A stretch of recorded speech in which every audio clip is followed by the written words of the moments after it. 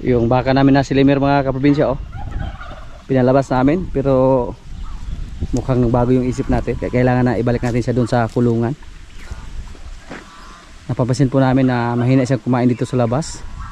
Tapos wala siyang ganang kumain ng feeds. Kaya ang gagawin natin sa kanya, ibalik natin doon sa kulungan. Delikado, baka mamayat siya ng husto dito sa labas.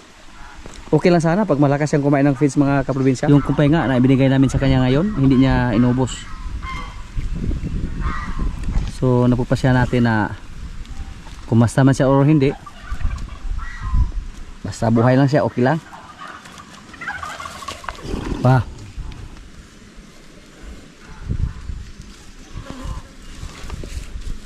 Kung sakaling palabasin natin siya, paminsan-minsan lang. Pumayat siya dito sa labas. Wala siyang ganang kumain dito sa labas.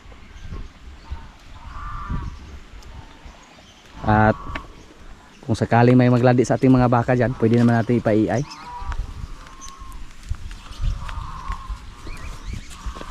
Na bahala po ako sa kanya kasi kahapon hindi siya kumain ng feeds, tapos yung kumpay niya ngayon hindi niya inubos. Palakihin lang natin siya dito, patabain, tapos pag malaki na ibinta natin. Yan lang po ang ating gagawin sa kanya.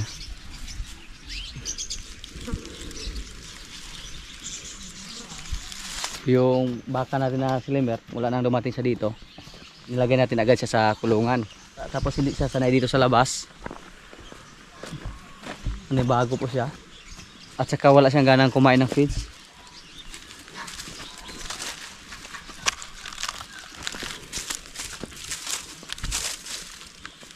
Hindi naman tayo totally sumuko sa kanya, pero ang problema lang, baka magkasakit pa siya dito sa labas ba. Yun po ang iniisip natin. Pero paminsan-minsan palabasin pa rin natin siya. Pwede natin siya palabasin tuwing tanghali pag walang ulan, tapos ibalik lang natin sa kulungan. Hindi pwede na mamalagi sa labas kahit may ulan or kahit mainit yung panahon. Ang gagawin lang natin, paminsan-minsan lang natin sa palabasin.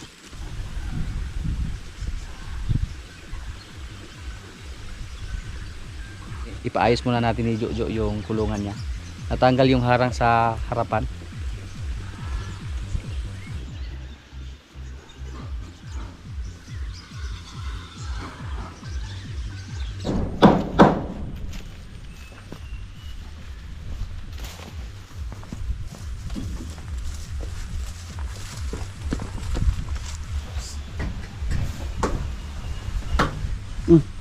Jadi ha.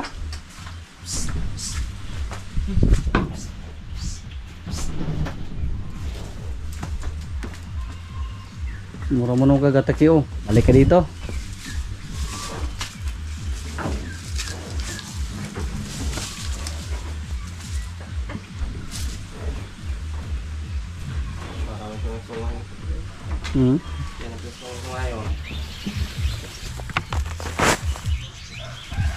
Napakarami na tira, oh, sa kumpay ni Lemer.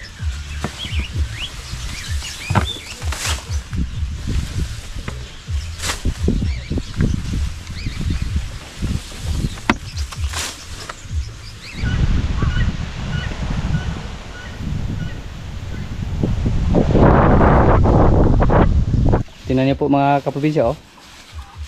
Hindi niya kinain yung kanyang kumpay dun sa labas. Pero nung nilipat natin siya dito sa loob, kinain niya. Yan. Kaya napapasyahan natin na ibalik natin siya sa loob. At sabi din natin mga kasama dito na tagabigay ng feeds sa kanya, mahina na daw siyang kumain ng feeds. Okay lang sana pag sa labas natin siya ilagay, basta malakas na siyang kumain. Pero pag mahina na, delikado na yan. Yung dalawang baka natin na ibinta na, si Pugi at si Kungkung. Wala sana tayong balak na ibinta si Kungkung mga kaprobinsya, pero binili din sa ating kaibigan na buyer kasi gusto niya dalawa yung mabili niya. So pumayag lang tayo kasi si Kungkung, napapansin natin sa kanya, malakas naman siyang kumain pero hindi siya matangkad. Paano siya ba? Kapa. Malaki yung katawan. At pag alagaan pa natin siya dito ng matagal, hindi na siya tumaas pa. Parang tumaba lang siya, magpabukad na ba. at saka si Kungkung hindi rin kumasta. Yan po ang isa sa mga dahilan kung bakit pati si Kungkung naibinta natin. Pero nung una wala tayong balak. Dahil lang sa ating buyer na sabi niya gusto niya dalawa yung mabili niya. So pumayag lang tayo. At naisipan naman natin na hindi naman natin magamit si Kungkung na gawing tagakasta. Kaya sinamay namin siya kay Pugi. Si Kungkung po magdadalawang taon siya ngayong Pebrero. At yung bili natin kay Kungkung ay nasa 37,000 or 37,000. Tapos nagbayad tayo ng pamasahe, naging 38,000. At naibinta natin siya sa halaga na 85,000. Si Pugi, 2 taon siya dito sa atin at 8 buwan. At yung bili natin kay Pugi nasa 39,500 plus pamasahe, naging 40,000 si Pugi.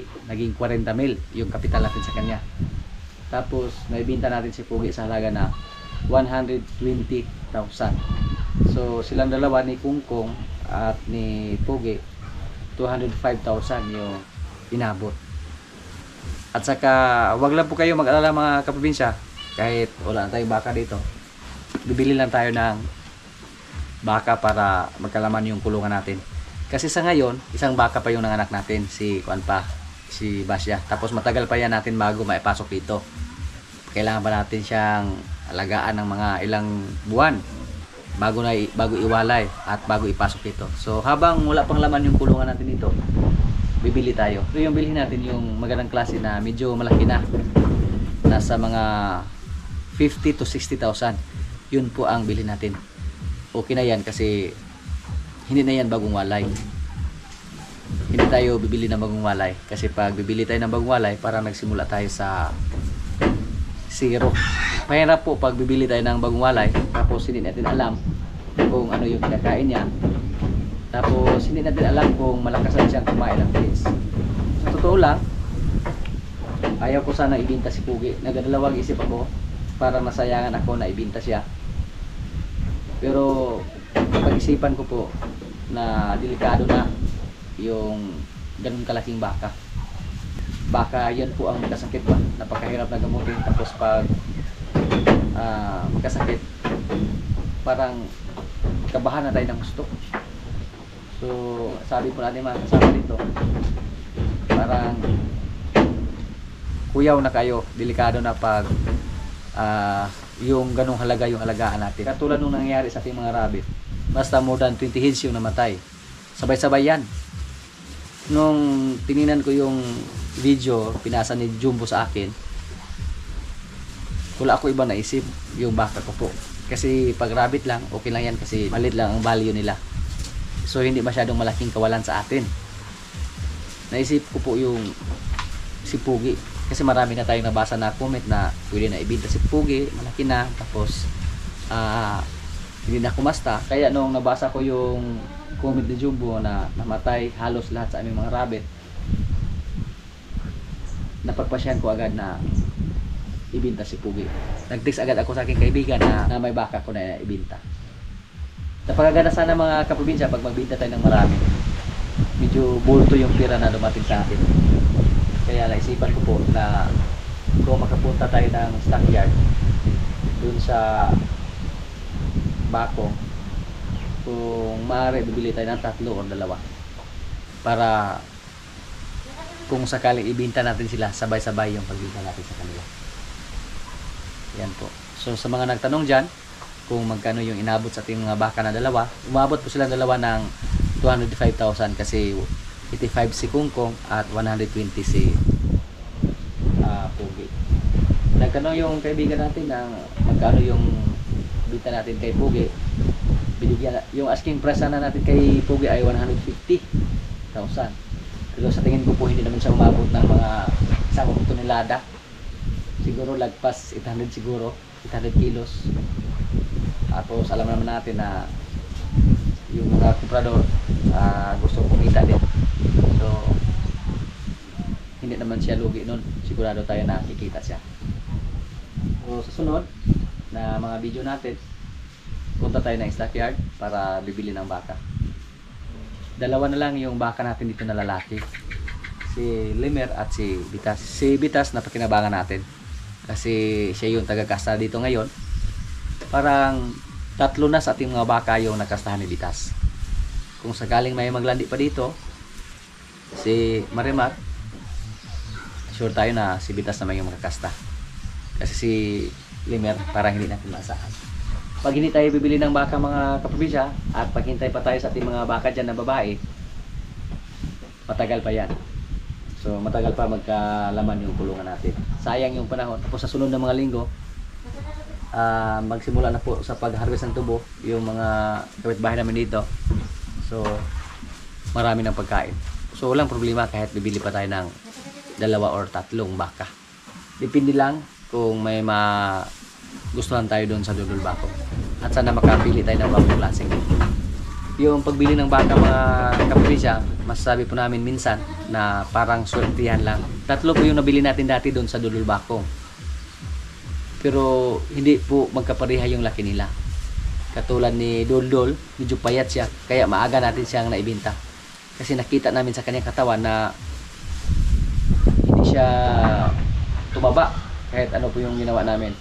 At pareha lang yung kain nila, pareha lang yung pag-alaga, pareha lang yung panahon. Pero tinalo siya kay Bitas at ni Pungkong. Kaya napakaaga namin naibenta si Doldol. Sabay di pa. Habang hindi pa nanganak yung mga baka natin dyan, naghihintay pa tayo. Lagyan natin bibili tayo ng baka dito. Si Pugi po medyo napakalakas po niya. Diniba po niya yung aming mga kulungan dito. Kinabahan tayo, natakot po tayo, baka makawala siya tapos awayin niya yung mga kasama niyang baka dito. Isa rin yan sa ating mga iniisip.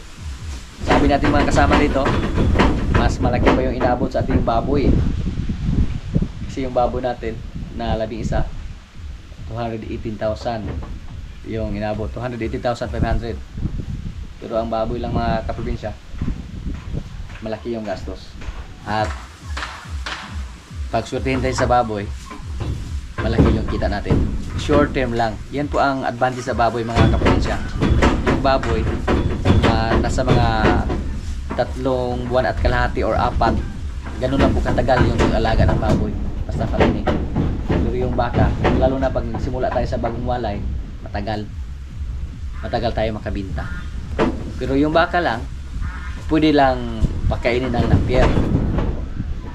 Natin lang. Pag marami tayong napier, kaya hindi na tayo magpapakain ng feeds, basta unlimited yung napier na ibigay natin, walang problema. Pero pag baboy, kailangan ng medyo malaki-laki basta marami din yung alagaan. Si Rigor, siya yung mga alaala ni Pogi dito. Si Rigor at si Marites at si Marimar.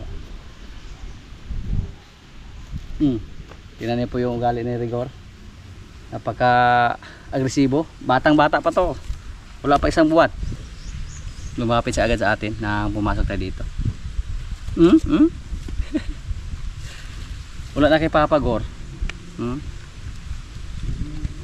Buti lang nagmana yung kulay niya kay Pugi. Pero Rigor na yung pangalan niya. Gusto ko na mag-feed daw. Mga stock. Kung malaki lang sana yung tainga niya, napakagwapo din na ng Rigor. Pero kahit maliit lang, okay lang naman siya, gwapo pa rin. Okay. Si Basya, 3 bisis na siya nanganak dito sa atin.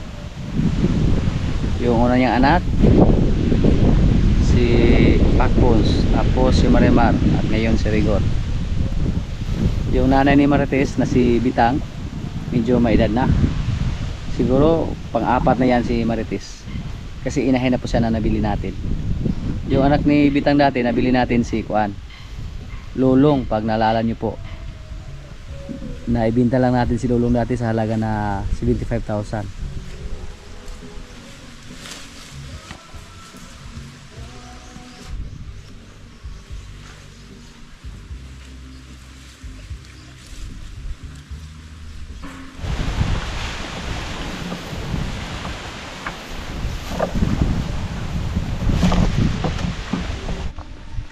Si Jin, oh. Nahingi na ng kupramil. Papa ka pangigay, bro? Kaluha lagi, bro? Rakane? Kaluha. Kaya usah lewat, bro. Kaya usah.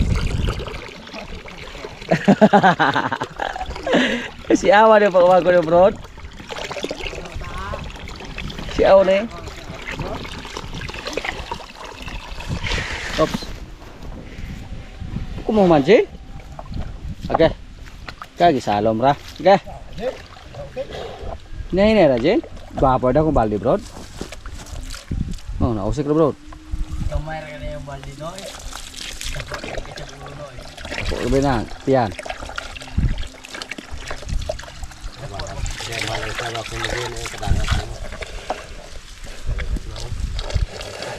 Si Jin, oh. Kainom na ng kupramel. Yung nagbigay ng kupramel. Ano kaya yung nainom? Mountain Dew. Mountain Dew. Masa ginom dong? Oo, pase. Ah? Yang asas berpasir ron. Knockdown dai. Kena labur ba dong palos satu rupiah. Gamay ka ng baldihan yung bro. Noon. Hapit na gagawin ng mga anak ko ay. Malaki na yung didi mga kaprobinsya, oh. Yan. Mani po yung didi niya. Pag na gatas. Ay! Huwag kang magalit, Jen. Nauro lang po na napirin na to diya. Parang mabasag yung balde, oh. Gamay rin naman liha. Isa mapagusog suyok. Jen, panganak na Jen. Para makita namin yung anak mo.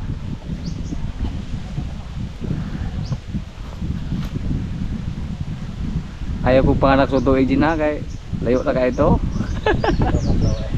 Doon ka tuig yung pagbuntis.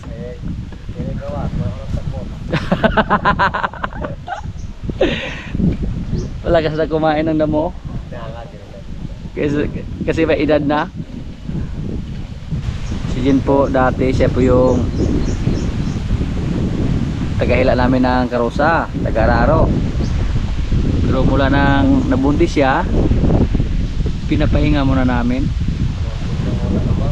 Nabuntis na walang ama. Dong, sa kabalog si amahan ko na dong. Isa may amahan na ng ginabro si Jen? Borok. Ligid na. Sinimot niya, oh. Wala nang laman. Dagko na kayo ng tahapot. Ay, Sira yung nabaluan eh. Pero kakangkaang naman. Kapit na.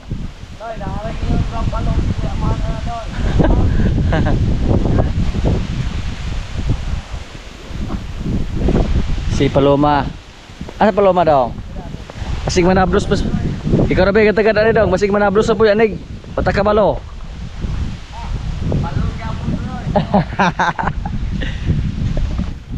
Malakas yung bukal dito sa amin ngayon mga kaprobinsya, oh. Umapaw. Kusog kayo itong tubig dito nung sa? Malakas. Basta palagi umuulan. Malakas yung bukal. Ginawa ng lubluban ni Dodong yung ating pandito para sa asula. Wala. Wala na asula Dong. Ayun. Bigla lang namatay yung mga asula natin. Bigla lang nawala. Wala. Si Paloma andun sa kabila at si Tisoy kasama ni Bitang. Malakas kumain si Paula ng kumpay. Marunong na rin siya maghila ng karusa. backup, isa din siya sa mga backup ni Palo. Si Tisoy hindi na po namin pinahila ng karusa, pinarelax muna namin, pinapahinga namin si Tisoy. Pero sakaling mapagod to si Paula, si Tisoy naman yung pahilain natin, tapos si Paula naman yung papahingahin. Pag mga anak na si Jen, marami na tayong kalabaw dito na masahan sa paghila ng karusa. Yan po oh. Wala na yung asula natin. Namatay yung mga azula natin. Kahit hindi natin ginalaw, hinayaan na natin sila dyan, pero bigla lang sila namatay.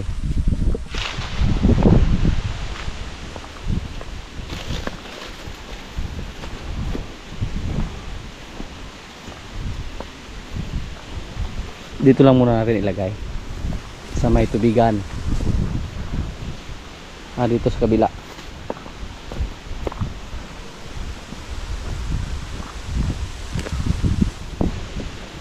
Yan.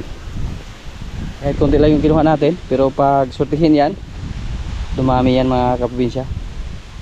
Nung una hinala namin baka kinain ng kuhol yung mga asula natin na nilagay, or baka kinain ng palaka. Yan po oh. Nag-layout na po. Nagsimula na po sa pag-layout. Kailangan po yung tambakan oh. Malalim. Maraming bato yung kailangan. Lalom nagtalambakan dyan sa kani. luma.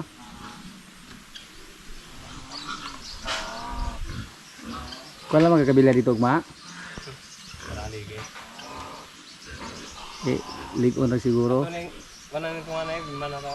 Okay, siniguro na katas na ba na. Masakamada, bato yung gamitin.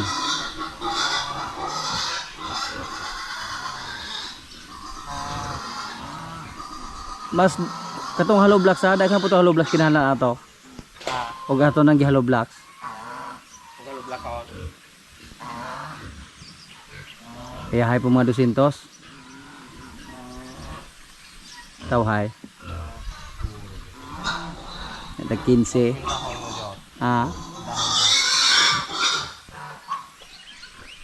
Simento ra may kinahanglan ato. Kanang 20 ka sako data sa brog tulen.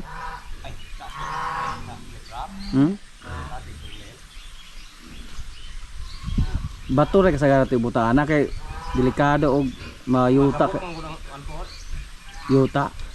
Ane? Oh, itambak ba? Mulpa. Mulpa niya, sabdaan. Pero unahon na to ng masakamada sa plain, kilid, sa dingding. Bato yuta, yun yung panay, backpain. Balas. Ang mga baboy natin oh. Yung andito mga kaprobinsya, nilipat namin doon. Tapos yung inahan natin dito, nilagyan namin ng paruing pin. Kasi pag hindi bakal yung gamitin, natin lang yan yung kawayan. So masira lang. Maganda mga kaprobinsya pag may gestating pin tayo. Pero naisipan ko po na instead na maglagay tayo ng gestating pin dyan, ang ilagay natin yung mga paruing pin lang. Ilipat lang natin kung sakaling mga anak na sila o kung malapit na silang mga anak. Dito natin ilagay yung mga inahin natin na nakahilera lang na mga buntis, pati yung mga paruing pin nila. Tapos pag sila ay mga anak na or malapit na mga anak, ilipat natin dito sa kabila. Lagyan lang natin ng bracket para ikabit lang diretso kung sakaling malapit na sila mga anak. Magdagdag lang tayo ng mga paruing pin. Yan na ito ang ating gagawin. Dito po nilipat yung ano. Tapos yung division dyan, bakal yung nalagay yung tubo. Kasi napakadali lang nilang ngatin. Basta kawayan. Doon tayo sa scrapan bili ng mga bakal. Mga kabilya, tubo. kahit ano na pwede nating magamit dito. Kahit yung mga tubo na uno yung size, pwede yan. Bilhin natin. Para dito. Pero hindi pa tayo nakabalik sa iyong. Next week siguro. Schedule muna natin. Yung size po sa ating extension dito, wala, 10 by 12. 10 by 12 dito. Dito din sa kabila, 10 by 12. At last na to mga kaprinsya. Hindi na tayo magdadag pa. Ito lang yung kaya natin. Tapos yung extension natin dito, medyo malaki-laki na yung kulungan nating baboy. Inahin lang yung paramihin natin. Hindi lang tayo magparami ng fatining. Napakalaki yung gastos sa fatining. Tapos mag-fatining lang tayo pag depende sa bakante sa ating kulungan. Depende din sa panahon. Butin lang, nakuha namin yung bato dito na nakaharang. Tapos may isa pa dito. Makuha rin ba ito, Hadjo? Dauban eh, hindi makuha kay gusto mo man eh. Dauban. Bao Jod. Di ba tayo? Na-inspire po tayo mga kaprobinsya na mag-alaga ng maraming inahin. Kasi pag may swerte, may pira talaga sa baboy.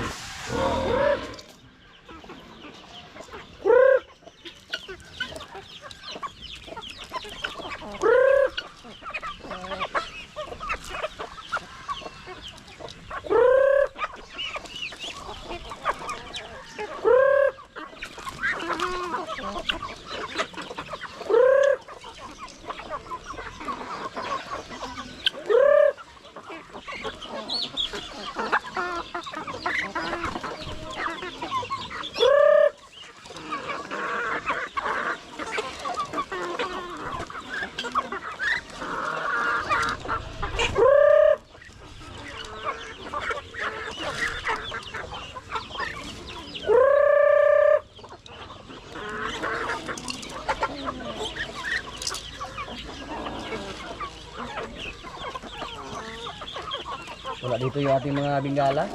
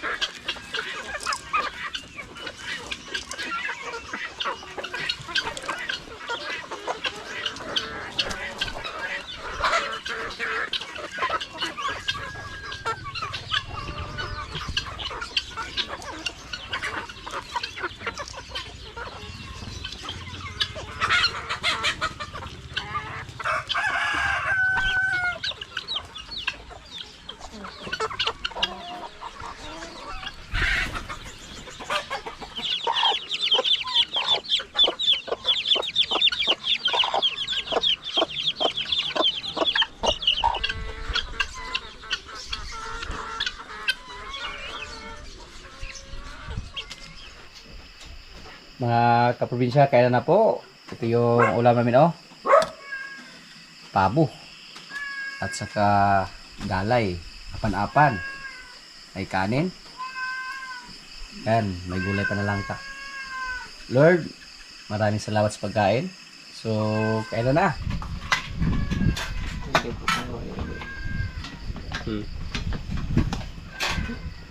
Hello.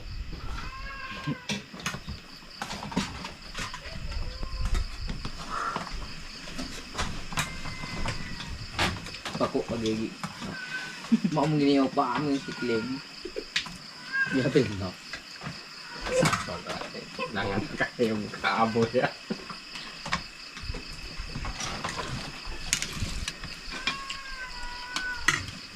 Do, ngồi.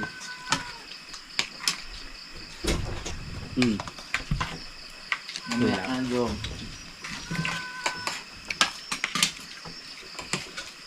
Ang hidwang. Diyan may ulo. Okay, umingita. Mangyap mo ko yung kaputol.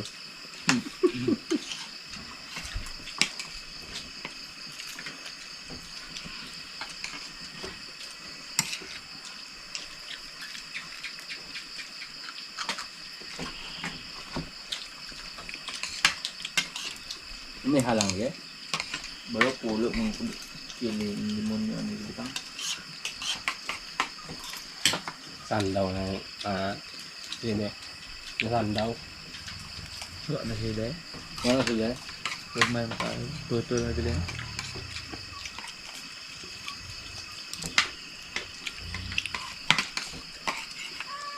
Itong ano to na daw? Itong ano to na karon? Ah, ito po ah. Busog buko kung nakapulo niya.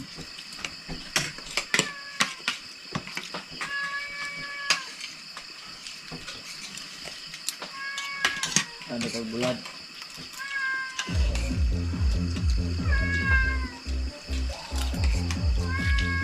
Hutan ko pa.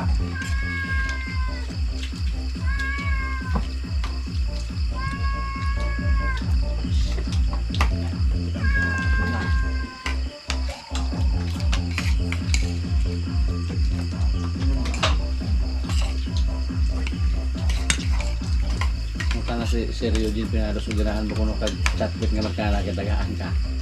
Ay, di ako. Nakabaluminig din. Hindi pa, mga naikat. Wala yung pangkuli ko. Mula na yung mga mo sumutang puta. Di na ko. Pangarap. Di na tunjok. Rulong na tayo lang. Magpatulog ka ni tatay na to. Rulong ka. Siya mura mo kulog na naraw ng babae. Ang magkana na ito yung yatan mo? Tadi ako. Seryo din? Ah. Diba nga sa naman pa. Ito na kay Amerika. Ay, Amerika. Anak niyo ka. I can't understand what you say. Because my English is lowest.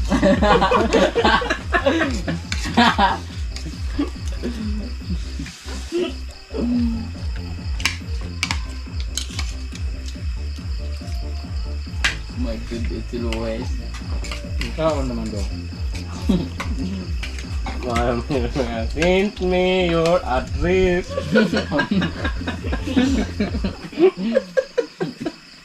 Dalagan siya. Ya, ini ketak deh. Berarti stop ya. Tinagsa. Send me